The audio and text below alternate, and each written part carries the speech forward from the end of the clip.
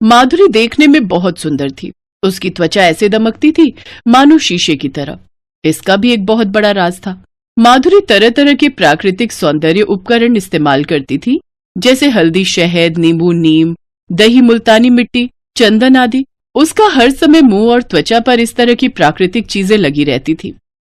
माधुरी, ओ माधुरी, कहाँ है? कितनी देर से बोल रही हूँ, मेरे लिए चाय बना दे। माँ जी बस थोड़ी देर, मेरा ये नीम का उपटन बस सूखने ही वाला है।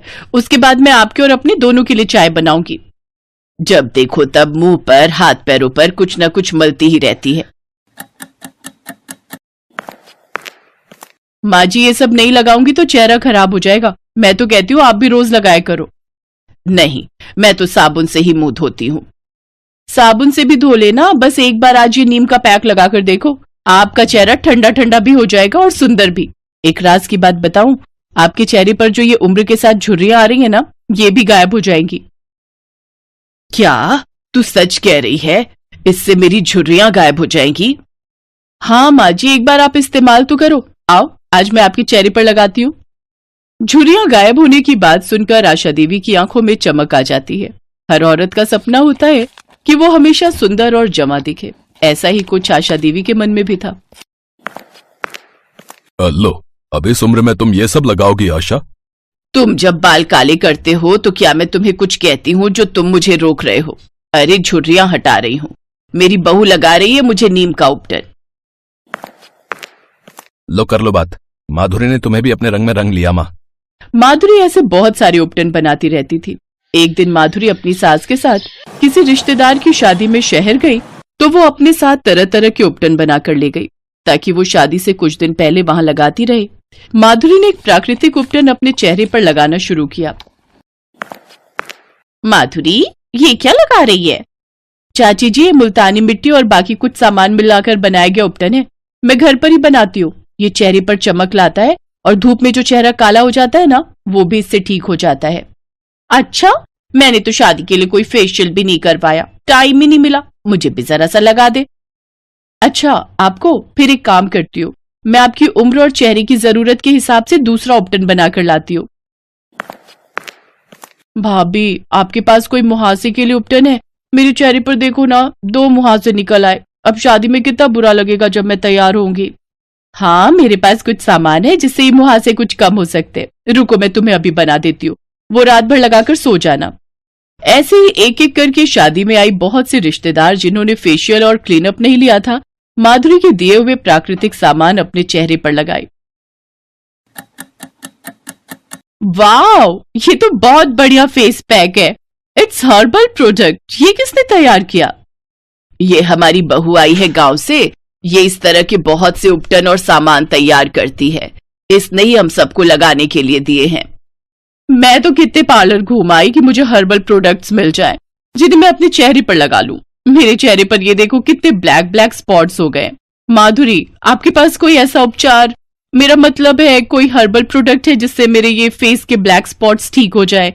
मतलब मुझे इतनी जल्दी नहीं है, धीरे धीरे चले जाए क्योंकि मैंने बहुत ट्रीटमेंट किया है। जी बिल्कुल है, मैं आपको एक ऐसा उपटन बनाकर दूंगी जिससे आपको फेस पर उसी जगह लगाना है जहां पर आपके चेहरे पर ये काले धब्बे हैं। बाकी एक मैं और उपटन दूंगी जो आपको रोजाना लगाना है, उससे आपके चेहरे पर चमक आएगी। ठीक है, आप मुझे दे दो, मैं एक बार ट्राई करती हूँ। माधुरी शादी में आई उस लेडी को 2 तरह के उपटन दे देती है। कुछ दिनों बाद वो लेडी खुद माधुरी से मिलने उसके गांव पहुंचती है। माधुरी, तुमने तो सचमुच कमाल कर दिया।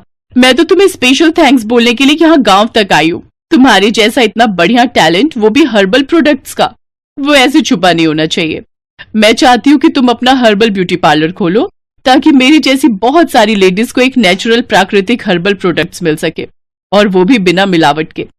मेरी दुकान जो किराए पर थी कुछ दिन पहले ही खाली हुई है। अगर तुम चाहो तो वो तुम ले सकती हो। जब तुम्हारा काम अच्छे से चल जाएगा तब तुम किराया दे देना। अभी तुम उसे ऐसे इस्तेमाल कर लो।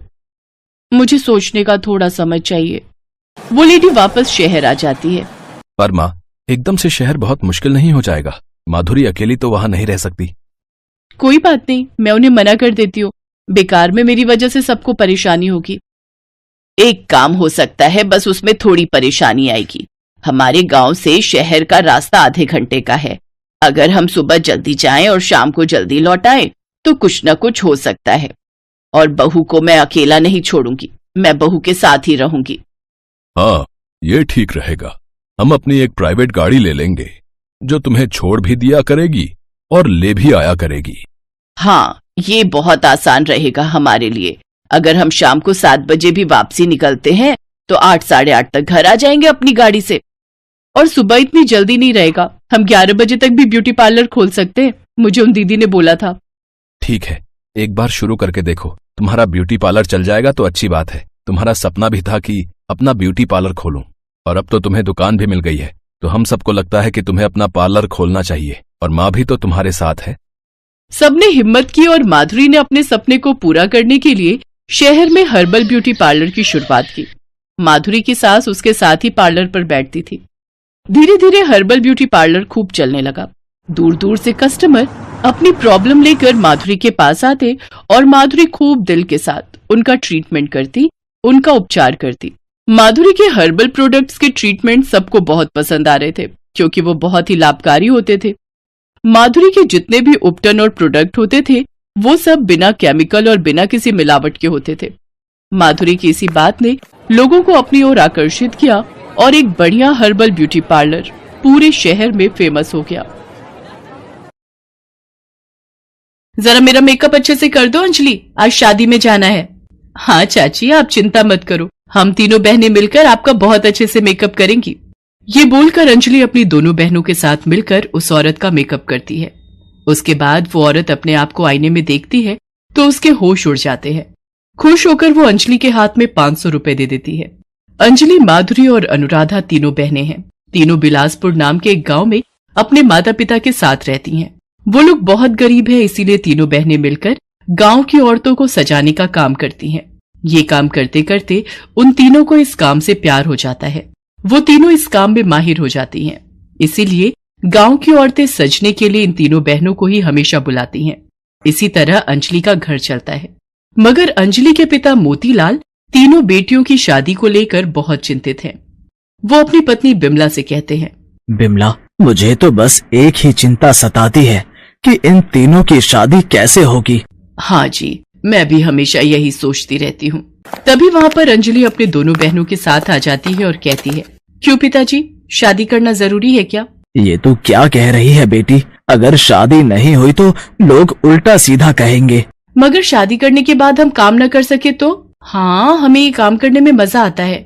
अरे बेटी, शादी के बाद काम करने की क्या जरूरत है? तुम लोग बस घर संभालना सीखो, काम तो तुम लोगों के पति करेंगे ना। मगर माँ, कोई अगर मगर नहीं, शादी तो करनी ही होगी। अगर जरूरत पड़े तो मैं इस घर को गिरवी रखकर तुम लोगों की शादी करवाऊंगा। तीनों बहनें चुप हो जाती हैं। अगले ही दिन उन लोगों के लिए रिश्ता आता है। शहर में कौशल्या नाम की एक औरत रहती है। उसके 3 बेटे हैं, राजीव, राघव और राहुल। कौशल्या अपने तीनों बेटों की शादी के लिए लड़कियां ढूंढ रही है। अंजलि, माधुरी और अनुराधा की तस्वीरें देखकर कौशल्या अपने बेटों की शादी के लिए हाँ कर देती है और साथ ही साथ दहेज में 3 लाख रुपए भी मांगती है। मोतीलाल अपना घर गिरवी रख देता है और राजीव, राघव और राहुल के साथ अंजलि, माधुरी और अनुराधा की शादी हो जाती है। तीनों बहनें ससुराल चली जाती हैं। ससुराल पहुंचते ही कौशल्या सारे नियम कानून बताने लगती है। ध्यान से सुनो, इस घर के कुछ नियम हैं। तुम लोगों को सुबह 4 बजे उठना पड़ेगा और उठकर घर का सारा काम करना पड़ेगा। अनुराधा कहती है, माँ जी, सुबह 4 बजे उठना पड़ेगा, मगर मुझे इतनी जल्दी उठने की आदत नहीं है। ये सुनकर कौशल्या गुस्से में चिल्लाकर कहती है, तो आदत डाल लो। इस घर में रहना है तो ये सारे नियम मानने पड़ेंगे, नहीं तो इस घर से निकाल दी जाओगी। नहीं माँ जी, वो छोटी है ना, समझती नहीं है। आप चिंता मत कीजिए, मैं उसे समझा दूंगी। हाँ, ठीक से समझा देना, और मैं जब जो बोलूंगी चुपचाप वो करना, समझ गई? जी माँ जी। ठीक है, अब काम पर लग जाओ। तीनों घर के काम में जुट जाती हैं। उधर दूसरी तरफ अंजलि का पति राजीव एक दूसरी लड़की के साथ पार्क में बैठा हुआ है। इस लड़की का नाम पायल है। पायल कहती है, राजीव, ये तुमने बिल्कुल सही नहीं किया। मेरे होते हुए तुमने किसी और से शादी कैसे कर ली? हम भी शादी करेंगे पायल, तुम बस थोड़ा इंतजार करो। मैंने पता किया है, राघव और राहुल की भी गर्लफ्रेंड है, मगर उन दोनों ने भी माँ के कहने पर उन गांव की गवारों से शादी कर ली। हम तीनों मिलकर सोचते हैं कि आगे क्या करना है।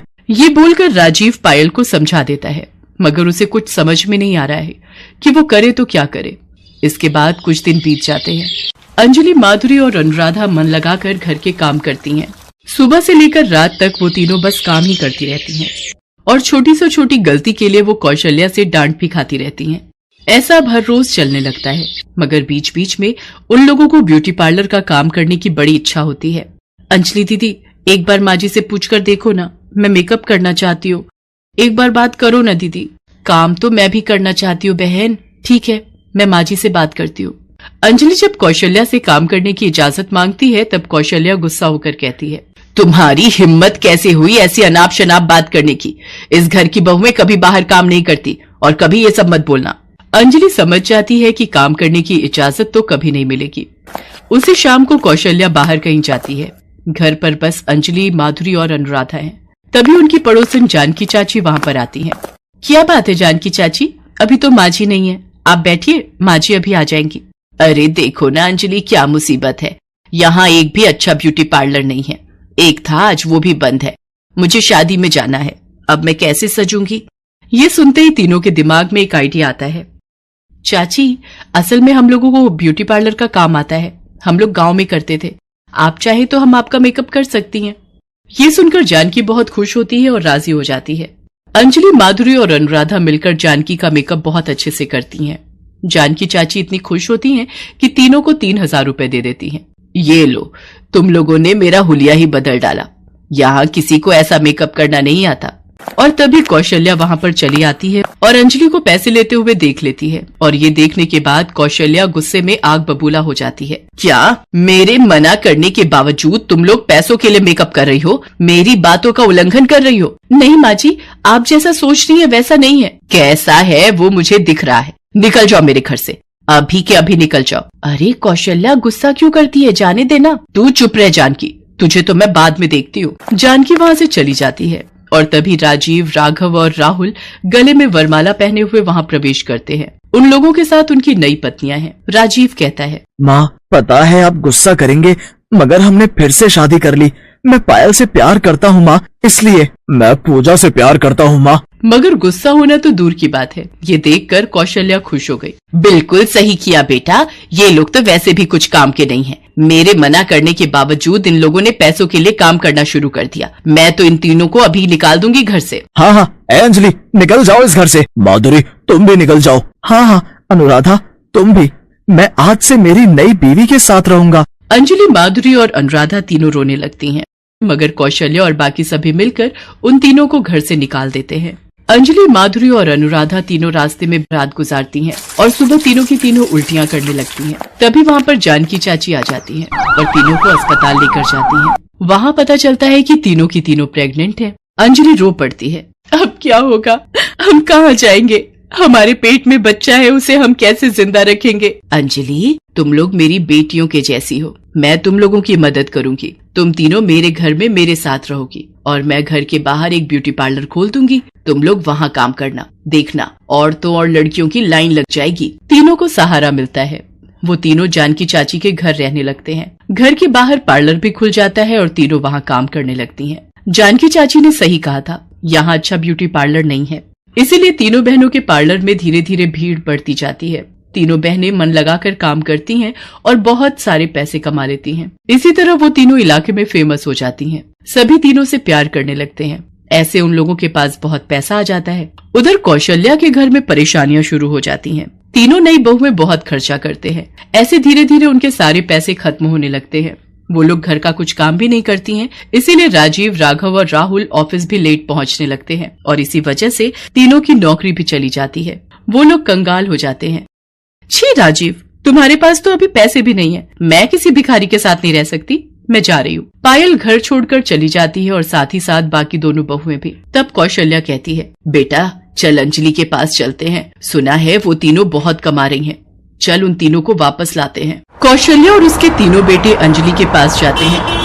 अंजलि अपनी दोनों बहनों के साथ ब्यूटी पार्लर में काम कर रही थी। सब सुनकर अंजलि कहती है, हम नहीं जाएंगे वापस। नहीं जाएगी मतलब? मैं तेरा पति हूँ और मैं तेरी सास। अगर बात नहीं मानी तो मैं मार मार के तुम तीनों को यहीं दफन कर दूंगी। तभी इलाके की सारी औरतें वहाँ पर चली आती हैं जानकी भी चली आती है। ए कौशल्या, इन लोगों को हाथ मत लगाना। इन लोगों को जब घर से निकाल दिया था तब नहीं याद आया था कि ये लोग तेरी बहुएं हैं? सभी पकड़ लो इन चारों को, अभी पुलिस आती ही होगी। पुलिस आती है और उन चारों को गिरफ्तार करके ले जाती है। उन लोगों को आजीवन कारावास की सजा मिलती है। तीनों बहनों को इंसाफ मिलता है। कुछ महीनों बाद तीनों की गोद में एक हंसता खेलता बच्चा आता है। ब्यूटी पार्लर के जरिए वो लोग बहुत अमीर हो जाती हैं और ऐसे ही सभी खुशी खुशी जीवन बिताने